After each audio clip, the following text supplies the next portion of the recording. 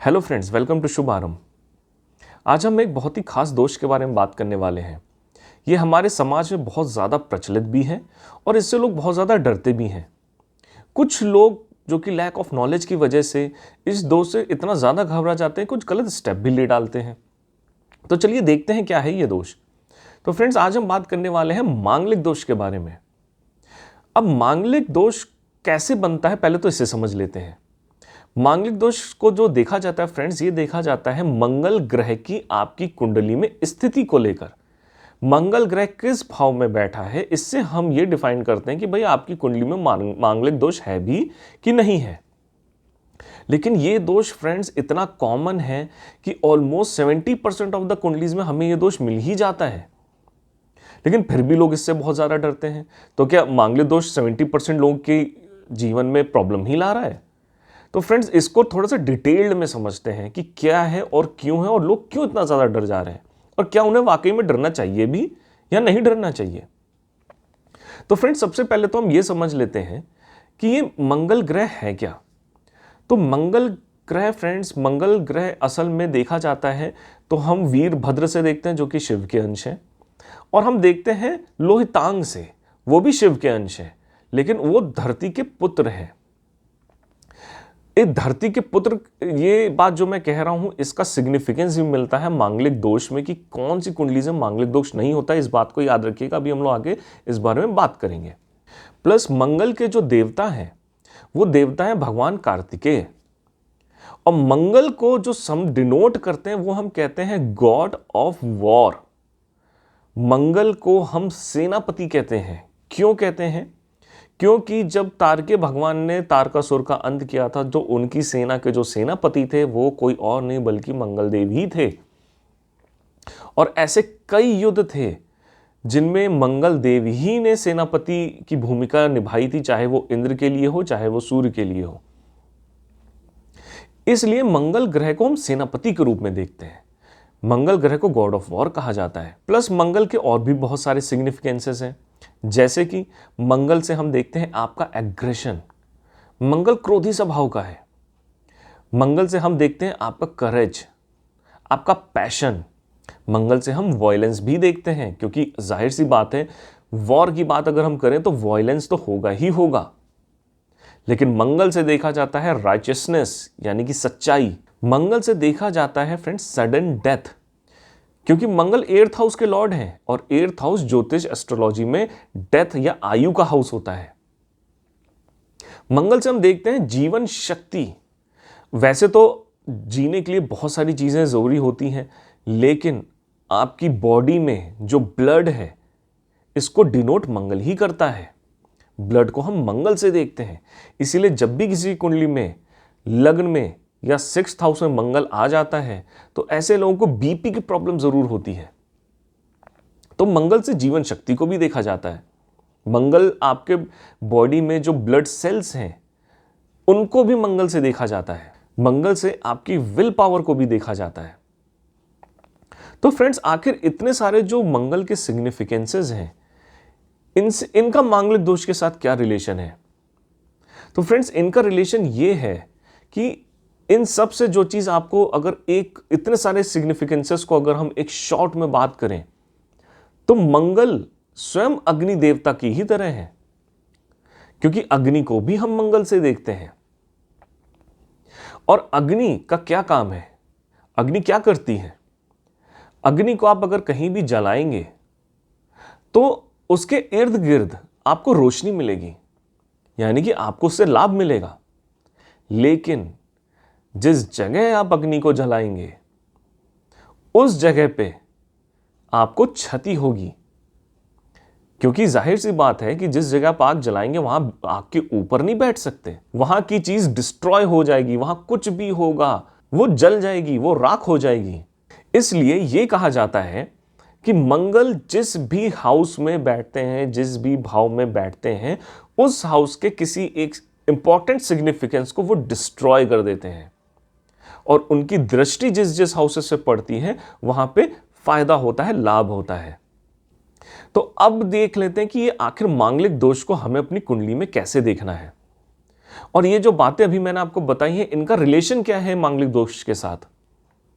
तो फ्रेंड्स, मांगलिक दोष देखा जाता है जब आपकी कुंडली में Mangal first house, fourth house, seventh house, eighth house या फिर ट्वेल्थ हाउस में होता है। यानी इनमें से अगर किसी भी भाव में आपका मंगल आपकी कुंडली में है तो आपकी कुंडली में मांगलिक दोष है। अब इसका लॉजिक समझ लेते हैं। अब इसमें डरने वाली बात नहीं है कोई भी, क्योंकि जब ये वीडियो हम एंड करेंगे तो असल में आपको ये बात समझ में आ जाएगी कि मांगलिक दोष एक बहुत ही कॉमन सी चीज है और इसके पीछे एक लॉजिक है, जो कि मैं लॉजिक आपको बताने वाला हूं। तो चलिए देखते हैं पहले कि इसका लॉजिक क्या है। तो फ्रेंड्स, मंगल फर्स्ट हाउस में अगर बैठता है तो क्या होगा? जैसा कि मैंने बताया कि स्वयं अग्नि अगर आप जहां भी जलाएंगे उस जगह के किसी एक इंपॉर्टेंट सिग्निफिकेंस को नष्ट कर देगी, क्योंकि मंगल एक फायरी प्लैनेट है। तो फर्स्ट हाउस में वो क्या चीज है, कौन सा ऐसा सिग्निफिकेंस है फर्स्ट हाउस का जिसको वो डिस्ट्रॉय करेगी? तो वो है आपका स्वास्थ्य, आपकी हेल्थ। अगर आपकी हेल्थ ही नहीं अच्छी होगी तो आप अपनी मैरिज लाइफ को कैसे एंजॉय कर सकते हैं, या वो मैरिज लाइफ कैसे हैप्पी हो सकती है? सेकंड, कि अगर मंगल फोर्थ हाउस में हो तो भी मांगलिक दोष होता है। फोर्थ हाउस में मंगल क्या करेगा? फोर्थ हाउस से हम देखते हैं फ्रेंड्स घर, हैप्पीनेस, नरिशमेंट, जो घर का माहौल होता है। और यहां पे आप ले आए हैं अग्नि को, तो क्या होगा? आपके जो घर का हैप्पीनेस है वो डिस्ट्रॉय हो जाएगा। यानी हर समय कोई ना कोई इस तरीके की घटनाएं होती रहेंगी, क्योंकि अगेन से मंगल एक डोमिनेटिंग प्लैनेट है। तो मंगल की जिसकी भी कुंडली में फोर्थ हाउस से मंगल होगा, वो जहां भी रहेगा उस जगह पे, उस घर में वो डोमिनेट करेगा बाकी लोगों को। तो ऐसी सूरत में फोर्थ हाउस का मंगल आपके घर के हैप्पीनेस को डिस्ट्रॉय कर देता है। इसलिए कहा जाता है कि फोर्थ हाउस का मंगल मांगलिक दोष लग जाता है। फिर कहा जाता है कि अगर मंगल सातवें घर में बैठा हो तो भी मांगलिक दोष लगता है। तो सेवेंथ हाउस फ्रेंड्स होता है मैरिज का हाउस। सेवेंथ हाउस होता है आपके मैरिज हैप्पीनेस का हाउस, क्योंकि फोर्थ हाउस से हम देखते हैं हैप्पीनेस, और फोर्थ से फोर्थ जो हाउस होता है वो है सेवेंथ हाउस, यानी आपके मैरिज की हैप्पीनेस। तो मंगल यहां पे आपके मैरिज के हैप्पीनेस को डिस्ट्रॉय कर देता है। यानी कि काफ़ी तरीके के कलेश होने के या काफ़ी ज़्यादा आर्ग्यूमेंट होने के चांसेस बढ़ जाते हैं हस्बैंड वाइफ के बीच में। तो अगेन से ऐसी सूरत में आप एक हैप्पी लाइफ नहीं जी सकते, या आप अपने मैरिज के उन हैप्पीनेस को एंजॉय नहीं कर सकते। फिर कहा जाता है कि मंगल अगर आपके एट्थ हाउस में हो तो भी मांगलिक दोष लगता है। अब इसके पीछे क्या लॉजिक है? तो एट्थ हाउस होता है फ्रेंड्स आपके आयु का, एट्थ हाउस होता है आपके डिजीज का। तो फ्रेंड्स, यहां पे अगर मंगल बैठ जाए तो वो आपकी आयु को भारी क्षति पहुंचाता है। डिपेंड करता है अगेन से, आप अपनी कुंडलियों में अभी इन सब चीज़ों को मत देखिएगा, क्योंकि बहुत सी चीज़ें फैक्टर इन होती हैं। मैं सिर्फ अभी मंगल दोष की बात कर रहा हूँ। ये मैं जो लॉजिक बता रहा हूँ कि क्यों कहा गया है, और ये मैं काल पुरुष की कुंडली के हिसाब से बता रहा हूँ। आपकी कुंडली में मंगल किस राशि में है, किस नक्षत्र में है, कौन से ग्रहों की दृष्टि उस पर पड़ रही है, बहुत सारी चीज़ें मैटर करती हैं फ्रेंड्स, बहुत सारी चीज़ें। तो ये बातें बहुत कॉमन है, इसलिए अपनी कुंडली में इनको मत देखिए, सिर्फ मांगलिक दोष को ध्यान में रख के मेरी बातों को ध्यान से सुनिए, इनको चेक करिए आप। ये सिर्फ लॉजिक है बिहाइंड की काल पुरुष की कुंडली के हिसाब से, जो कि न्यूट्रल कुंडली है। तो एट्थ हाउस से मंगल आपके आयु को क्षति कर देता है। आयु कम होगी तो जाहिर सी बात है कि सामने वाले के लिए वो चीज़ एक बहुत ही दुखदाई चीज़ होगी। वो अपनी पूरी लाइफ मैरिज का एंजॉय नहीं कर सकता। फिर देखा जाता है कि मंगल ट्वेल्थ हाउस में भी बैठता है तो कहा जाता है मांगलिक दोष है। अब इसके पीछे क्या लॉजिक है? तो जो ट्वेल्थ हाउस होता है फ्रेंड, वो होता है आपकी वाइफ के हेल्थ का हाउस, क्योंकि सेवेंथ हाउस से सिक्स्थ होता है ट्वेल्थ। यानी अगर आपकी पत्नी की हेल्थ ही नहीं सही रहेगी तो अगेन से आप अपने मैरिज के हैप्पीनेस को एंजॉय नहीं कर सकते। ट्वेल्थ हाउस अदर चीज़ों का भी होता है, बट उन सिग्निफिकेंसेस की मैं बात अभी नहीं कर रहा हूं।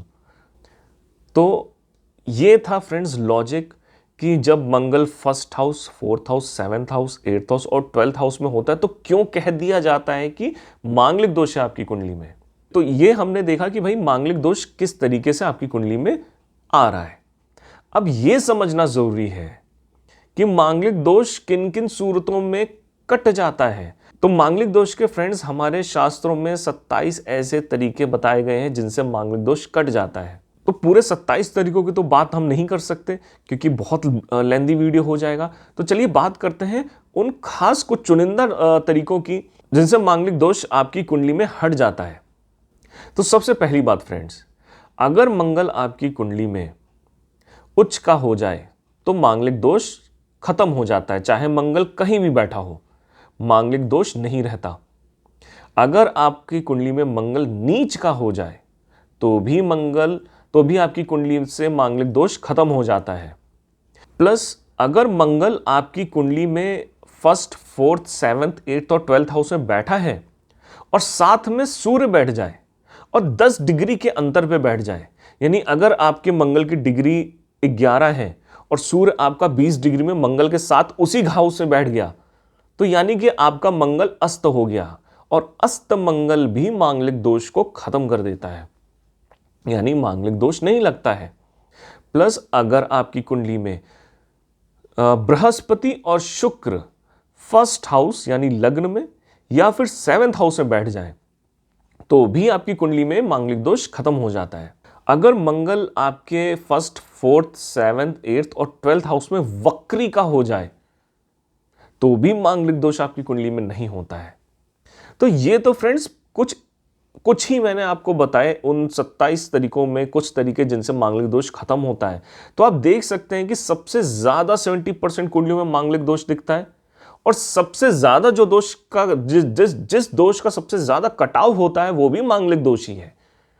यानी कि 70% में से ऑलमोस्ट 80 to 90% तो मांगलिक दोष होते ही नहीं है, वो किसी ना किसी सूरत में कट जाते हैं। अच्छा, एक सबसे इंपॉर्टेंट चीज जो बहुत ही कम एस्ट्रोलॉजर्स जानते हैं, बहुत ही सीनियर एस्ट्रोलॉजर्स जानते हैं, मैंने भी किसी बहुत ही सीनियर एस्ट्रोलॉजर से यह बात सीखी थी। मंगल यदि फर्स्ट, फोर्थ, 7th, 8th और 12th हाउस में है और पृथ्वी राशि में है, पृथ्वी के साइन में है, यानी कि जो 5 तत्व होते हैं अग्नि, पृथ्वी, वायु, जल, तो उसमें से जो पृथ्वी राशियां होती हैं उन राशियों में अगर मंगल आपके उन हाउसेस में बैठा है फर्स्ट, फोर्थ, 7th, 8th और 12th, तो भी मंगल दोष नहीं लगता है क्योंकि मंगल पृथ्वी का पुत्र है। मंगल यहां पे अपना नेगेटिव इंपैक्ट नहीं देगा। तो ये फ्रेंड्स कुछ इंपॉर्टेंट चीजें थी जिनसे मंगल दोष कटता है। और अगर सारे हम मंगल के जो जितने भी 27 तरीके हैं जिनसे मंगल दोष कटता है, अगर उनको हम काउंट कर ले तो ऑलमोस्ट 95% लोगों की कुंडली में मांगलिक दोष खत्म हो जाता है। कुछ बचते हैं जो उन कुंडलियों में हम कुछ मंगल के उपाय कर देते हैं, जिसमें कि उपायों में जो सबसे ज्यादा प्रचलित है और सबसे ज्यादा हम जानते हैं जिसके बारे में, तो वो होता है कि एक मांगलिक अगर कुंडली है तो उसकी शादी भी किसी दूसरे मांगलिक कुंडली के साथ कर दी जाए। ऐसी सूरत में मंगल दोष खत्म हो जाता है। प्लस साउथ इंडिया में यह माना जाता है कि अगर आपकी कुंडली में मांगलिक दोष है, यानी अब देखा जाए तो गिन के वो जो 5% लोग हैं टोटल, अगर आपकी कुंडली में मांगलिक दोष है तो साउथ इंडिया में अगर आप है तो केले के पेड़ से आपकी शादी करा दी जाती है, फिर उसको नदी में बहा दिया जाता है। अब इसके पीछे लॉजिक क्या है वो भी समझ लीजिए, क्योंकि कहा जाता है कि भाई जब भी आपकी कुंडली में मांगलिक दोष है तो जो आपकी फर्स्ट मैरिज होती है उसमें प्रॉब्लम्स आती हैं। तो एक तरीके से फर्स्ट मैरिज आपकी उस पेड़ के साथ हो गई और एक ही टाइम पीरियड में ये चीजें कर दी जाती है, बहुत शॉर्ट ड्यूरेशन का होता है ये। तो एक तरीके से आपकी मैरिज सेकंड हुई, तो आपकी जो सेकंड मैरिज होती है उसमें जो मंगल के नेगेटिव इंपैक्ट्स है वो टोटली खत्म हो जाते हैं। अच्छा, नॉर्थ इंडिया में हम इसी चीज को पीपल के पेड़ के साथ करते हैं, क्योंकि पीपल के पेड़ को विष्णु जी का वरदान है। यहां भी हम ये काम करते हैं और पहले शादी हमारे पीपल के पेड़ से होती है और फिर शादी कन्या की पुरुष के साथ होती है। इस सूरत में भी वो सेकंड मैरिज कहलाती है, बट सोसाइटी की नजर हो फर्स्ट मैरिज ही है। और क्या रेमेडीज होती हैं मंगल दोष की? कई जो वरिष्ठ हमारे पंडित लोग होते हैं वो कई बार ऐसी रेमेडीज देते हैं, जैसे कि मंगल यंत्र को धारण कर लेना, मंगल मूंगा को धारण करना और मंगल यंत्र दोनों को ही वो धारण करवाते हैं, स्त्री और पुरुष दोनों को ही, या फिर जिस एक पर्सन की कुंडली मांगलिक है सिर्फ उसको इसको धारण कराया जाता है। ऐसी सूरत में भी मंगल दोष खत्म हो जाता है। मंगला गौरी की उपासना करना भी मंगल दोष को खत्म करता है। और पार्वती मंगल स्तोत्र का नित्य पाठ करना भी मंगल दोष को खत्म करता है। अगर आप पार्वती मंगला स्तोत्र 27 मंगलवार व्रत करें और इसको पढ़ें तो भी कहा जाता है कि आपकी कुंडली से मंगल दोष खत्म हो जाएगा। 27 ही क्यों? क्योंकि 27 एक बहुत ही इंपॉर्टेंट नंबर है, और 27 को अगर हम सम करते हैं तो इसका नंबर आता है 9, और 9 नंबर को रूल कौन करता है? 9 नंबर को रूल करता है मंगल। फ्रेंड्स, ये बहुत इंपॉर्टेंट है, क्योंकि हमारे एटमॉस्फेयर में भी, हमारे यूनिवर्स में भी 27 ही कॉन्स्टेलेशंस हैं, 27 नक्षत्र हैं। और जो आप मालाएं करते हैं 108, उसका भी टोटल 9 आता है, वो भी मंगल से है। जैसे कि मैंने बोला, मंगल को राइचियसनेस से देखा जाता है। अग्नि सबसे प्योर मानी जाती है। अग्नि कभी भी डाउनवर्ड्स नहीं जलती, अग्नि जब भी जलेगी वो अपवर्ड्स ही जलेगी, तो वो सबसे प्योर है।